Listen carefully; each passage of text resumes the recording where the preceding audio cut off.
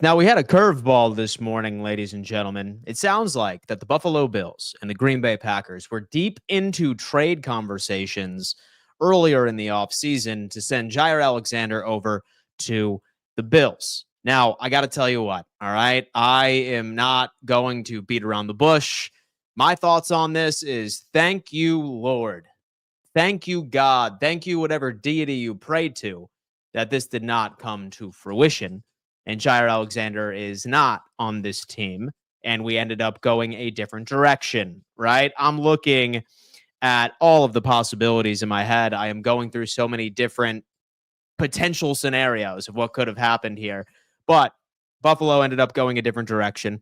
Sounds like we ended up hitting free agency and more of the bargain bin type players in Trey White. Same thing within Dane Jackson. And then we also ended up drafting Max Harrison in the first round, as well as Dorian Strong later, Hancock afterwards. So, no, I do not see us revisiting the Jaire Alexander experiment. And boy, oh boy, I am so glad this did not work out. Now, several of us saw this morning, hence why this news ultimately ended up breaking. But per Jordan Schultz, as you can see, reacting to said news of Jaire Alexander finally being released by the Green Bay Packers, he was a name that was thrown around all offseason for the potential trade, right? Because Green Bay wanted to move on from said player. But as soon as when that happened, we saw Jordan Schultz come out and they had trade talks toward the beginning, ultimately fell through. It's unclear if the Bills will revisit things now that Alexander has been released, especially since they spent a first-round pick on Max Harrison, but they were a team that had shown real interest. All right? Now, wild if you were to ask me. Wild, folks. And thank God that Bean did not pull the trigger there. I cannot lie to you. And some of you are probably saying, hey, come on, Dan, Jaire Alexander, why would we be upset with that?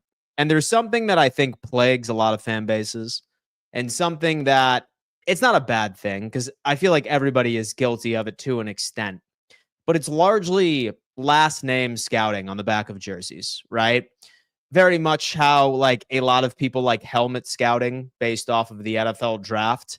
Some people are just obsessed with notoriety or names within the league, and they wear rose-colored glasses so that they cannot see the red flags associated with a particular player. When I look at Jaire Alexander, and I'm going to go ahead and pull this up so you guys can get a good understanding, and I feel like the vast majority of you know that this is the case.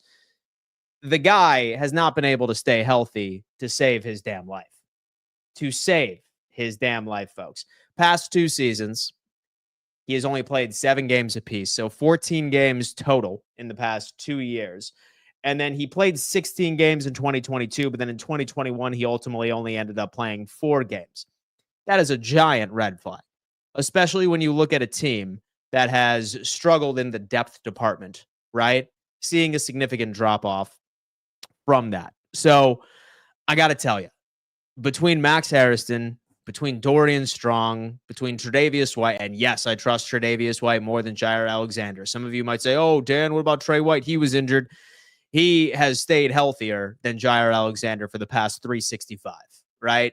We have seen Trey White actually play a full healthy season, barring some crazy injuries. I trust Dane Jackson more than that. I trust Max Harrison more than that.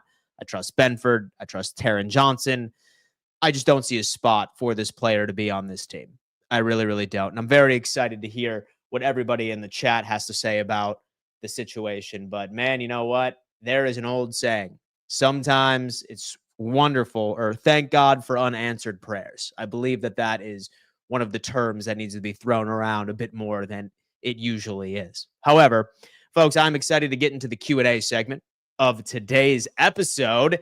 My name is Dan Mitchell, and I host the Don Mafia Report. We are live Monday through Friday at 10 a.m. EST. Thank you so much for all of your patience. I was out of town this past weekend.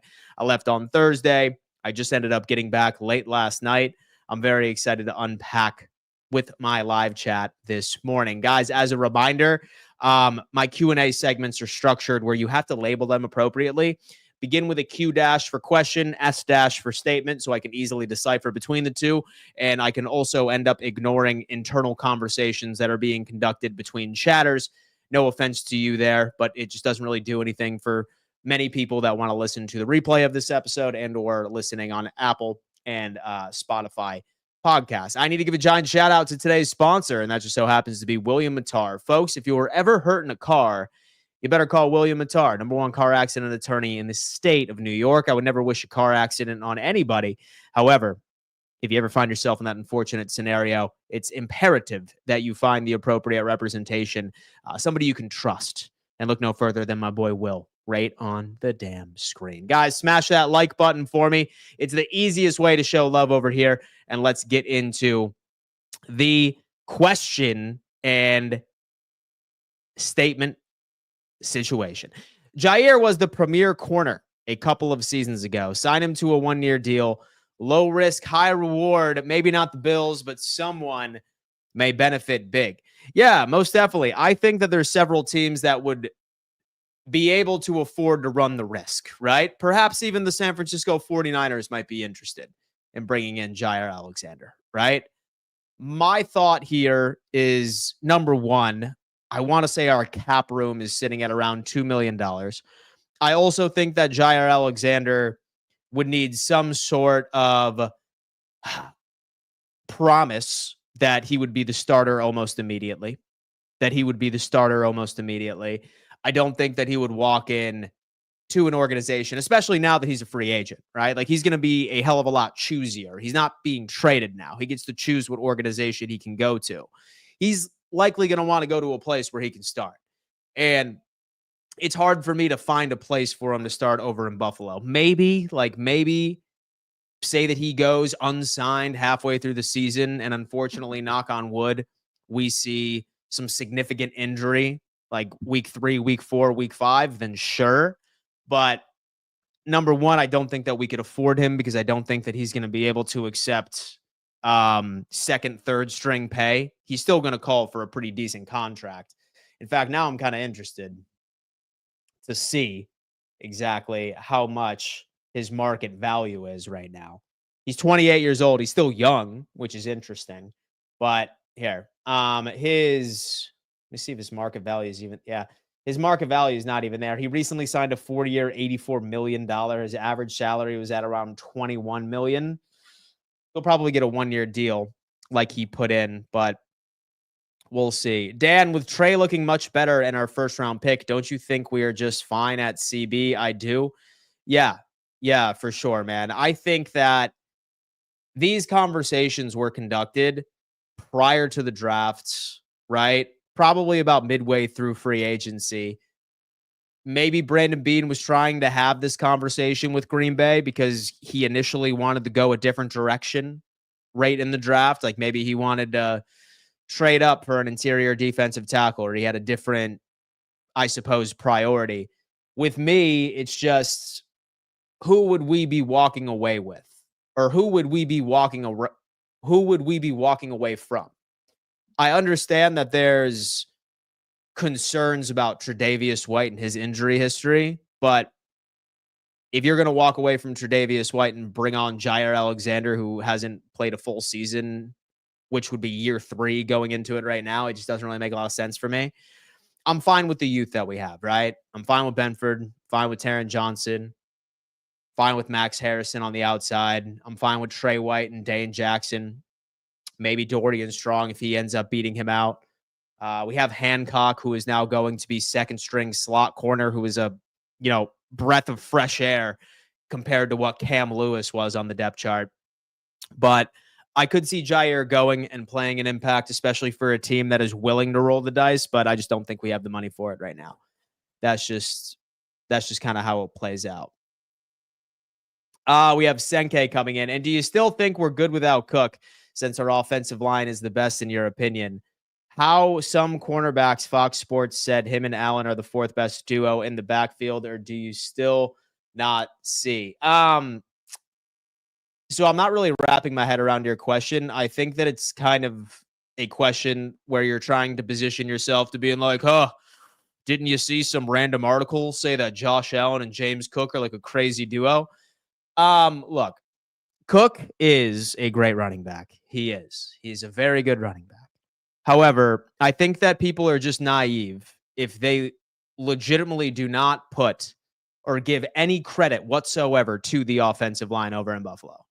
I think you are delusional if you do not give an ounce of credit to the offensive line for the success of James Cook and also for the success of any running back that lines up behind it, right? And it goes even further. I think a lot of Josh Allen's success, especially last year, also had to do with the offensive line. An offensive line is wildly important to this squad. And I'm sorry, I hate to be the bad guy here, but James Cook would not be putting up the same numbers behind an average offensive line. He would not. It's factual. It's just how it is. He's not a Saquon Barkley. He's not a Derrick Henry. He's a good running back, and I hope that we give him a quality contract. He's not going to sign up tomorrow. He's not going to show up tomorrow, but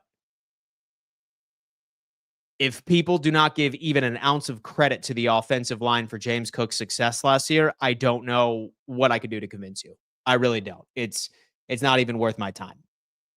And to be completely honest with you, John Robert Alexander will ask for too much money. I'm sitting here, John, and I'm trying to pull up the contractual specifics of his market value on Spot Track. It's not there, but last contract extension, which he signed in 2022, 4-year, $84 million, $21 million average salary. I think Jesse's onto something. I think that he's likely going to be looking for, well, not what he's looking for, but what I think he'll ultimately end up getting, a 1-year deal, probably close to around 12. And I don't really see it coming out that way. But we'll see. Let's see. We have Carvin. Morning, Dan. Are you still interested in free safety Julian Blackmon, or are you passed on that? I'm really not interested. And so I'm really not interested in really any sort of crazy acquisition for Buffalo right now. Largely because we can't afford it. Number one, right? And then number two, I would probably need and to find some sort of contract extension to create some sort of funding for the organization. I think anybody that we bring in right now is largely going to be a camp body, right? We just can't afford it. I do like the youth and that we have all across the board. It sounds like Cole Bishop has been certainly impressing all across the board, but that's just it. We have Mr. Carrera. Yo, Dad, it's my birthday today. Go Bills, big 30. Mr. Carreras, happy birthday, my friend. 30. Man, you were on the other side of the hill. Congratulations, my friend. I'm about to be 34 here in less than a month, surprisingly enough. Damn, man. Happy birthday. Enjoy it. I hope you have a great day. If someone don't show love to the offensive line, they don't know what they are looking at when they watch Buffalo. Look, and I mean, I'm not sitting here shitting on James Cook. I do think that he's a good running back. I really do. I think that he is a great player. His vision is quality. It's good. But when people try and come out and say he is like Saquon Barkley or he's like Derrick Henry, give me a break, bro. Give me a break. He's good. And that's not dissing him. You can admit that somebody is a good running back or a quality running back in the league, but at the exact same time acknowledge that he's being helped significantly, right? He's being helped significantly based off of his circumstances. It's just how it is. Why do we think that Ty Johnson has just exploded? He's an incredible RB3. People are like, oh my God, thank God we got, dude, come on. Why do you think every single running back we had last year had quality snaps? Why? Why do you think that Josh Allen was the least sacked QB in the NFL last year? Ignoring the fact that our offensive line was top 3 in run blocking and saying that had nothing to do, with his success is just borderline delusional. And I'm not going to argue with you. Wouldn't Alexander just have a Rasul Douglas role. Okay, theoretically, these trade talks with Jaire Alexander occurred prior to the draft, right? I'd say probably about a week or two right into free agency.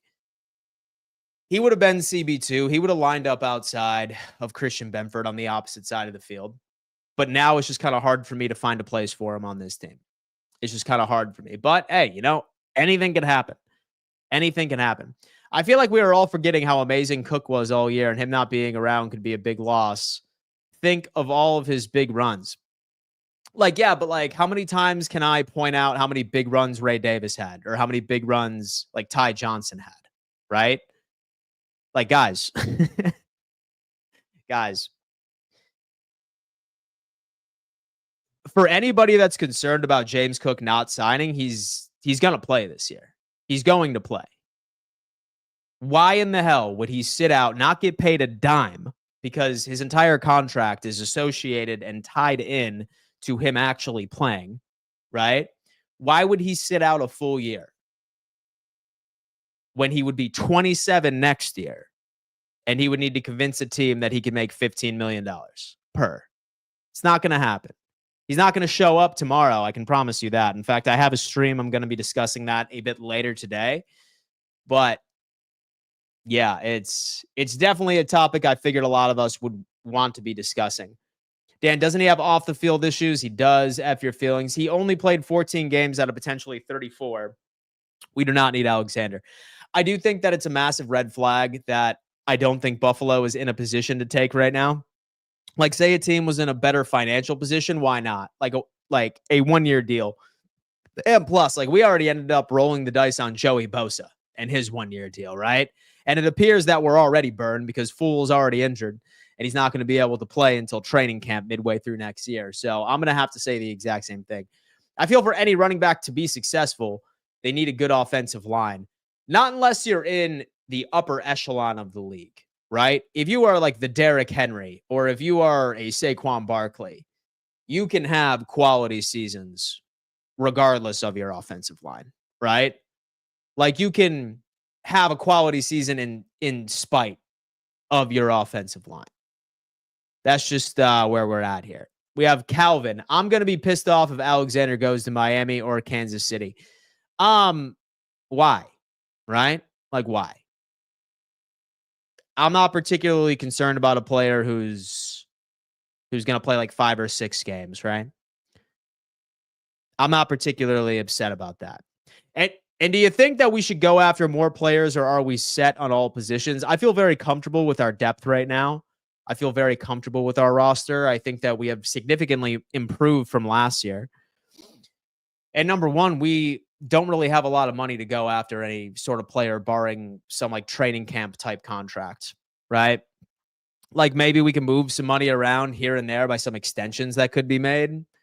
I suppose watch out for a Connor McGovern, like, last minute extension, or maybe even a James Cook extension could also create some funds. But I don't know. If Cook sat out, he wouldn't accrue a year either and would be back in the same situation next year. He is showing. Yeah, exactly.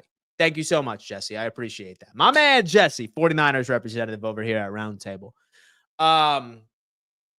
Yeah, like, he's not going to be able to do that. So, like, he's going to show up, and that's not a bad thing. Like, it's not a bad thing to have a player come back with a chip on his shoulder, because this is largely going to be, folks, an opportunity for him to showcase to the rest of the NFL and maybe even the Buffalo Bills that you're damn right I am worth $15 million a year, or you're damn right I am worth $20+ million a year.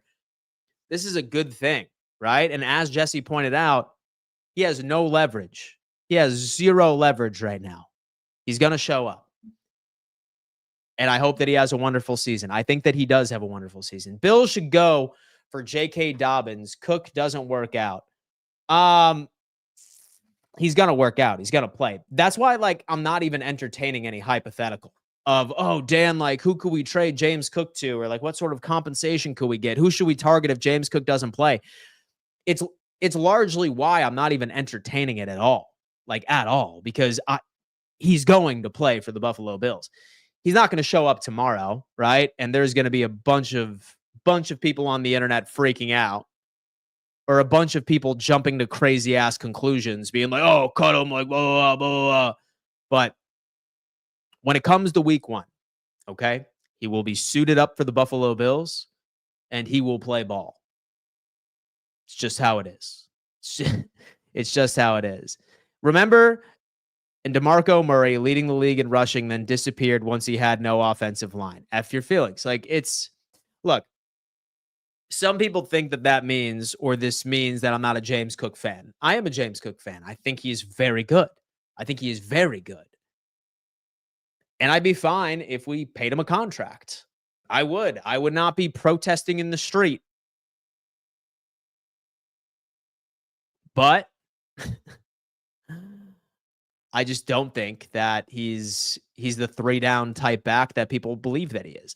Now, Daniel, that all makes sense. His catching balls is one of the main reasons we drafted him. He's a great pass catcher. He is a great pass catcher. That is for sure. Question, I think people sleep on Davis. In the one game he started for Cook, he ran 150 plus yards behind this amazing offensive line. Exactly. And plus, like, when it came into it, Ray Davis, he gashed the New York Jets. And while the Jets were a dumpster fire last year, I think we can all agree, they were, for the vast majority of the season, top 5 in run defense. Like, Ray Davis handed them one of the biggest ass beatings that run defense took all season. So, I don't know. Wouldn't Cook be fined as well for missing mandatory minicamp, sitting out for the season? I believe it's $50,000 per day, if I am correct. I do agree that bringing Alexander would hinder Max, but not going to lie, last playoff game showed depth was an issue. So if cheap, yes, but not a necessity. Yeah, most definitely, man. One of the biggest issues we had last year was depth, quality of depth in the playoffs. But I can tell you what, I feel good about depth right now. I really do. Yes, I do trust Tre'Davious White to step in if either Benford or Max Harrison have to miss a game or two. Yes, I trust Dane Jackson, as much as it pains me to say, right? Because I still have a lot of faith in our linebackers and their coverage metrics. I have a lot of faith in our safeties, surprisingly enough. I have faith in Bishop. I have faith in Rapp. And as long as we don't see multiple injuries at a time, I feel like we're okay. But again, I just don't necessarily see it. Let me see. Drew has come in. Babbage claims Jackson is a 3-down edge rusher. Where does Joey fit? Who starts? I did see that from Bobby Babbage last week during his press conference, right? And whether or not that is him just trying to build up his young star, which I think could potentially be a possibility, it could be just projecting into the future, right? While I think or believe that Babbage believes that, and based off of what we've seen from him in his final year in Arkansas, I think it wouldn't be a take that I would hate. I still think that it's going to take some time to build him up to that, right? I think it's going to take a little bit of time for him to gain his confidence in the NFL. I do think he still needs a bit more development. And Joey Bosa is only on a 1-year deal. So I think for now, I think Landon Jackson is still largely going to be a rotation piece. I think it's going to be Rousseau. I think it's going to be Bosa. And then I think Landon Jackson will probably end up getting 20 to 30% of the snap share. Maybe it ends up getting ramped up if there's some sort of injury, or maybe he's just making the most rate out of his situational appearances. I don't know, but we shall see. Statement: people need to understand, when you have an elite quarterback like Josh Allen, that most skill players on offense are not getting premier second deals. Number 1 wide receiver, running back, and tight end money isn't happening, nor should it. Exactly.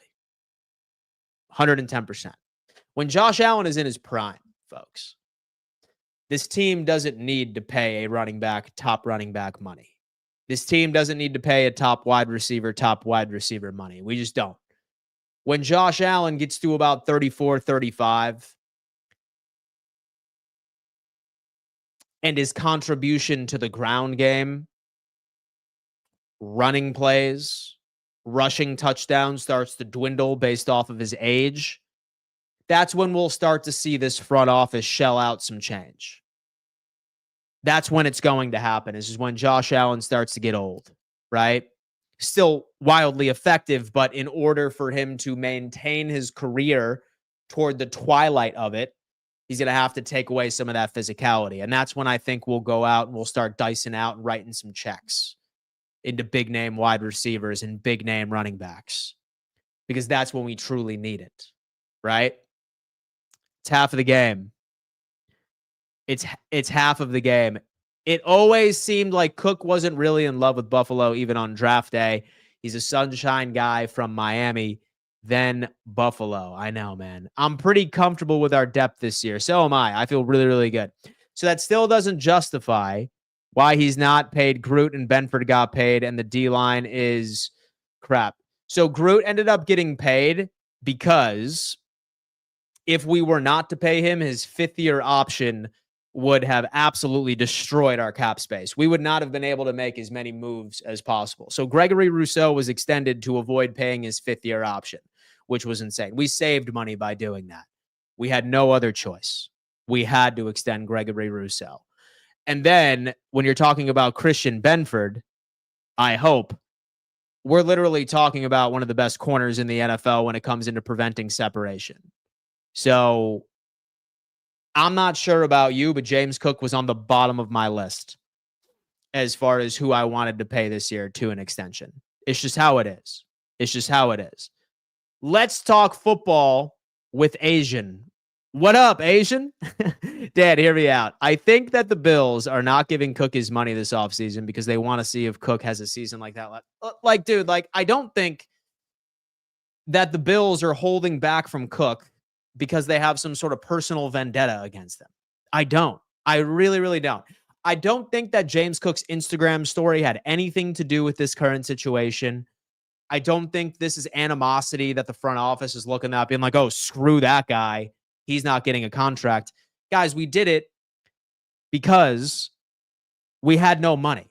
We had no money, and we had to be strategic on who we could have extended. I'm sorry about that, but like when it comes into it, CB1 and Christian Benford was an ultimate priority. He was my number one. Number two, Khalil Shakir. I think that was a number one priority. He's our number one target in the pass game, quality slot guy, right? Then Greg Rousseau, like I mentioned, we needed to extend him this year because his fifth-year option cap hit would have been terrible. We had to. Bernard, might as well go on ahead and lock him down. He's still young, middle linebacker. He was cheap, by the way. If we were to wait one more season, it would have been bankrupting, right? And then afterwards with Josh Allen, I think all of us can, I'd say, agree that he deserved it. Because at one point, like, guy was 12th highest paid quarterback in the NFL. He's coming off of an MVP season. Yeah, let's give him his money. This had nothing to do with a personal vendetta against James Cook. It was just he was low on the priority list, very much like every other NFL team does this, right? Like, look at what the Chargers did to J.K. Dobbins, right? Like, they just ended up walking away from him like it was nothing. It's unfortunate, folks. It's very unfortunate, but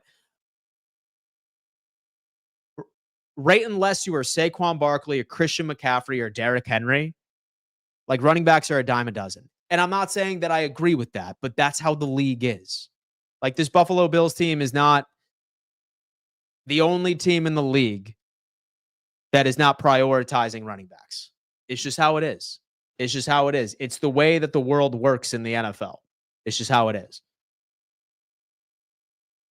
It's just how it works, man. Cap expansion may allow us to do $12 million average for Cook. And here's the deal. I don't think that he even cares about $15 million per, because average annual value is so misleading. It's crazy. It is so misleading. What Cook wants is guaranteed money.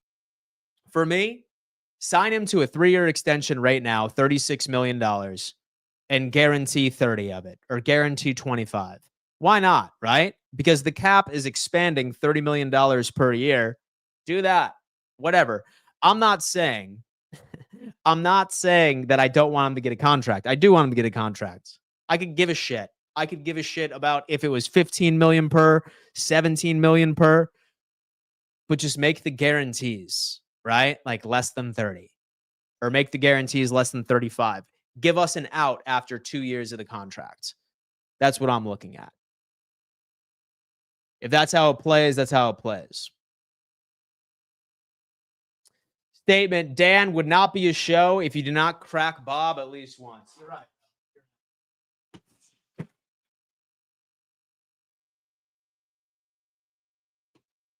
Nice call, bro. You're right. You're right. You're absolutely right. Question: can the Bills just give more money by making incentives that would pay out if he gets his stats?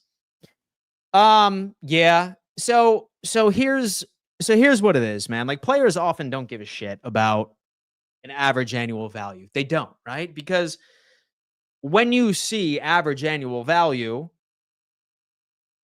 very oftentimes what a team puts down is that, like, so say for example that he got a 4-year contract, $15 million per year, $45 million, right? And say only $25 million of that contract was fully guaranteed. Very oftentimes that means that for the first 2 years, you're stuck with that guy. But after the 3rd year, when you go on Spot Track, you'll start to notice, oh, this team has an out. They can walk away. Once a player's guarantees run out, then that means a team very largely can just walk away with very limited cap implication. And remember, dead money is money that has already been paid to them. It has already been paid to them. When a player signs a signing bonus, how cap space works is based off of accounting. If you get a crazy signing bonus for like a 4-year deal, that player gets that money right then and there, but it's equally split out into the years of the contract for accounting purposes. So when you see dead money, you're just like, oh shit, that money has already been paid to that player.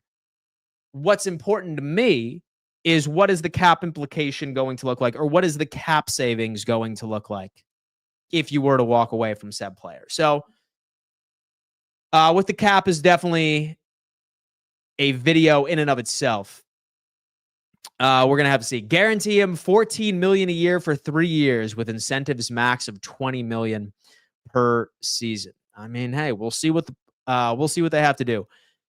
That was uncalled for. He didn't do anything to you. I am unfamiliar what is going on here. I am unfamiliar with what is going on here. Not a fan of pursuing him. We have bad luck. We have bad luck with signing guys from other teams. Plus, we have plenty of depth. I think that the Jaire Alexander conversation was done prior.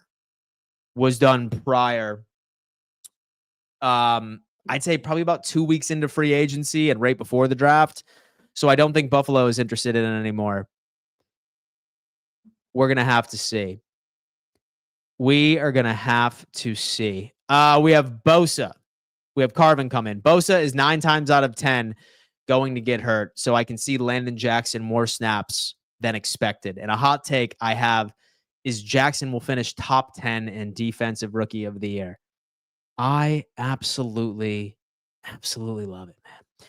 376 of you in here already, folks. Welcome to another edition of the Don Mafia Report. 181 on YouTube, 195 on X. Please do me a favor. Smash that like button. Subscribe if you haven't already, and turn on those bell notifications so you never miss an episode. As you guys know, I was out of town Thursday through Sunday, so I appreciate your patience. I'm so glad you guys are back in on Monday morning.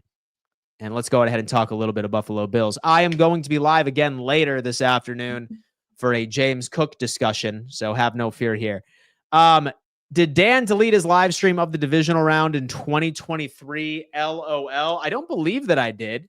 Let me know. Honestly, I want them to just call Bosa unfit to play an injury settlement him into retirement so these rookies can play. Honestly, I want them to call Bosa unfit to play an injury settlement him to retirement. If he could stay healthy, I am fine with this. How about Gore Jr.? From what I understand, he made a couple of plays like during OTAs, which is ideal. But I don't know. It's going to be a long shot for him to make this team. He would need James Cook to sit out in order for him to actually be a part of the 53. He's a tad undersized. He's not going to be a kind of player that could bring a lot into the blocking side of things. And as far as being able to mimic the production from James Cook, I think Ray Davis would take over James Cook's role. Maybe Ray Davis has a shot at taking over what Ray Davis was last year. And it's tough to say. I feel like Bosa is already a wash. I'm not going to give up on him just yet. Let Cook walk. He is a 50% running back anyway. Davis is going to step up, 850 yards and 7 touchdowns. Smash that like button. Your nether regions will thank you later. Absolutely. Absolutely, man. Question: the Bills haven't signed a running back to a long-term contract since Thurman Thomas. Is this why they are kind of slow on signing Cook? So we traded for Shady, right? I'm trying to think if we ended up giving him an extension to his contract immediately. It's not even so much the Bills, right, man? It's really just the NFL in general. It's just the NFL in general where they just don't have, or they don't prioritize running back contracts, right? Especially since you look at the league itself, it's quarterback centralized. That is what's important, is QB play. So it's no personal vendetta against James Cook. It's just with this team had 5 or 6 players, right, that were due contract extensions. And folks, this right here is good team problems, right? Say, for example, that we have 6 quality players that need contract extensions. That's a good problem to have, folks. Like, that is a good problem to have.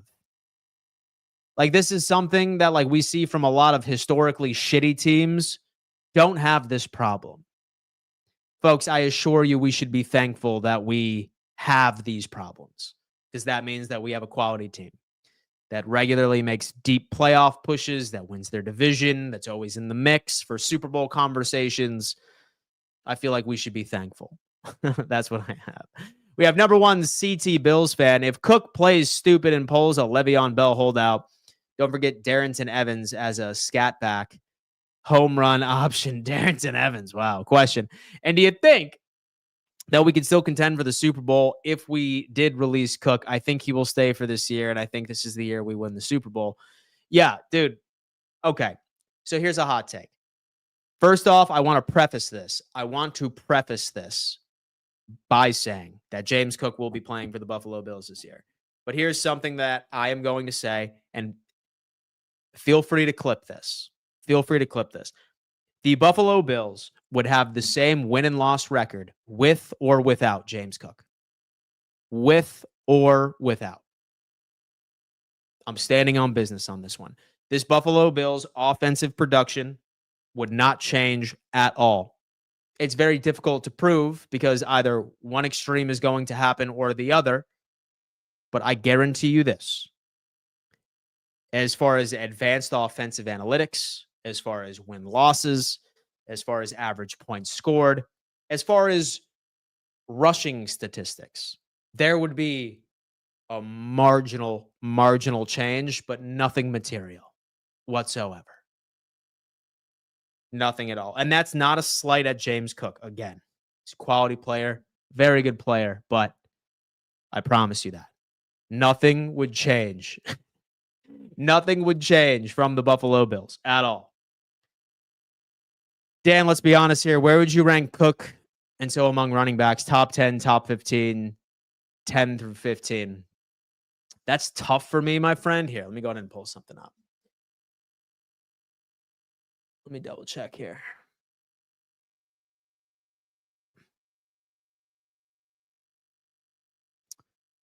So I'd probably put Cook in the top 10.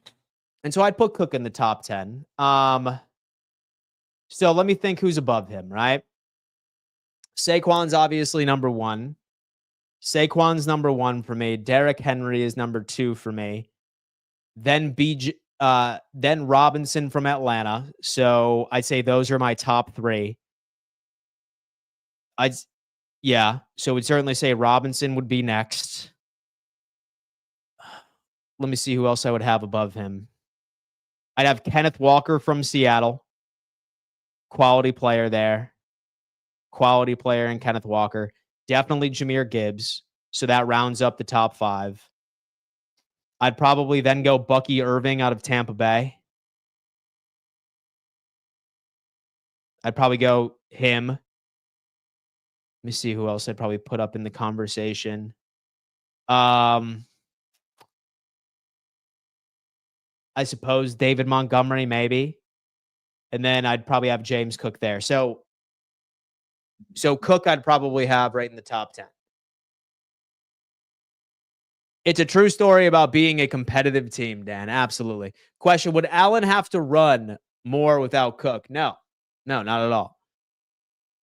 And I am with Dan on this. Cook has been at times horrible on third downs. Cook does not get the snap counts deserving of a cent more than $11 million a year, and we cannot afford it this year. And look, it's funny because some people assume that you're either on one side of the table or the other, or one extreme or the other. I would be fine with paying James Cook, largely because I know he's going to play for this team, but it's weird to me when people think that if James Cook is not here, that all of a sudden, like, we are going to be like an 8-9 team, or like we are going to lose the division somehow, or like be significantly worse. That's, I think, what's such a shocker to me is like, what the hell are we talking about here, folks? Right? That's me. Our defense won't hold up. Ravens or Kansas City will get us down the line. Go Buffalo. I'll tell you what, man, it is time to feel a lot better about the defense this year than really anywhere else. Would Allen have to run more without Cook? No, I wouldn't say so. We have Nick's 716. What's up, Dan? I just got done with a good workout. Shout out to Nick 716, man. You take care of that body, my friend. I love it. Question, if Chicago offered running back Swift and a 4th or 5th for Cook, would you take the trade? Probably not, man. If like we were to end up trading for James Cook, or say that we were planning on trading James Cook for any sort of compensation, I don't think that we'd be able to get a player for player swap, right? And so I feel like a lot of us forget that we have Ray Davis on this team. He is a very good running back. He is a very good running back, and I think that he'd be able to take over this entire thing. Question, can we win it all, the Super Bowl, without Cook? Yes. Did we answer our big problem we have at the end of this year? I'd say it was depth for sure. What the Bills gained from trading for Alexander. So I feel like we had the conversations toward the beginning of the offseason, and it's no longer a possibility. It's no longer a possibility, not unless we bring him in on like a 1-year vet minimum, which I highly doubt he's going to take. Will you go to Bills at Dolphins or a divisional game in Miami? First off, if it was a divisional game, I think that it would be in Buffalo there, Joe. Yeah, most definitely. I think that I may be heading up to Miami at some point for Bills, Dolphins. We just don't know what's up. McCaffrey is buns. Interesting. What about Brees? You have JT, you have Jacobs, you have Kamara, you have CMC. Those are all better than Cook. CMC, he can't stay healthy. You have Jonathan Taylor. I'd suppose. Brees Hall had a shitty season last year, so that's up for debate. And Kamara has lost a step or two. But we'll see. Spidey Munn, how do you feel about Chubb going to the Texans? I'm glad that he has another opportunity. I really, really am. But shitty offensive line. Very shitty offensive line. So let's see how that works out. That's high hopes for mine. Look at that. All right, folks. Thank you so much for tuning in to another edition of the Don Mafia Report. It's funny because I wanted to talk about Jaire Alexander, but it sounds like the conversation was about Cook for the most part. Have no fear, because I will be conducting a James Cook episode later today, and us having a conversation of whether or not he is going to show up to mandatory minicamp starting tomorrow. I love each and every single one of you. Thank you so much for always showing love and support. Shout out to all the mods that always come in here and keep the peace. Love you guys, and I will see you next time. Peace.